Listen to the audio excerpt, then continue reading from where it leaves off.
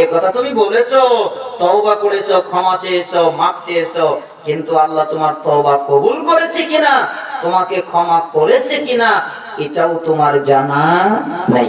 তুমি যে ইবাদত করেছো এটাও তোমার জানা নাই, তুমি যে তওবা করেছো এটাও তোমার জানা নাই।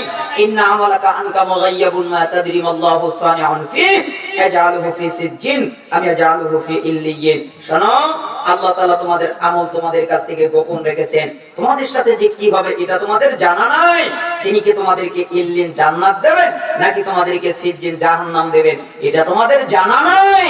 তাই তোমরা আমার যে কি হয় এটা তো আমার জানা নাই, আমার যে কি হয় এটা তো আমার জানা নাই। সাহাবীরা ভয়ে ভয়ে থাকতেন, তারা ভয় পেতেন, কখন যেন আমার কি হয় আমার জানা নাই, মরার পরে আমার কি হবে আমার জানা নাই।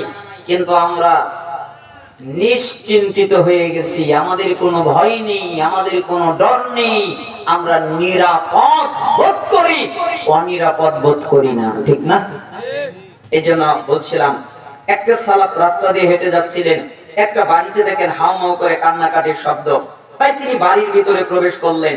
দরজাটা বন্ধ ছিল, দরজায় হাত দিলেন, দরজাটা খোলাই ছিল তাই খুলে গেল। এরপরে তিনি দেখেন একটা লোক জায়নামাজে বসে আছে, হাত দুটো আসমানের দিকে উঠিয়ে আছে। এরপরে আল্লাহকে বলছে, আল্লাহ আমার কি হবে, তুমি ছাড়া আমার কেউ নেই, আমার কি হবে, তুমি ছাড়া আমার কেউ নেই। এই বাক্য বলছিল আর কাঁদছিল, তুমি ছাড়া আমার কেউ নেই, আমার প্রতি তুমি রহমত নাজিল করো, এই বাক্য বলছিল। আমাকে দেখে কান্নাটা থেমে গেল।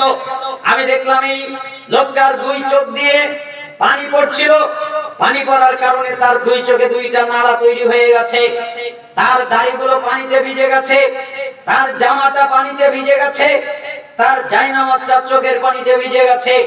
তাই আমি তাকে জিজ্ঞেস করলাম, আপনি কাঁদেন কেন? আমাকে দেখে কান্নাটা বন্ধ করে দিল। তাই আমি তাকে জিজ্ঞেস করলাম, আপনি কাঁদেন কেন? তখন ওই লোকটা আমাকে বলল, আখিরাত আমার কাছ থেকে গোপন তো, তাই আমি কাঁদি।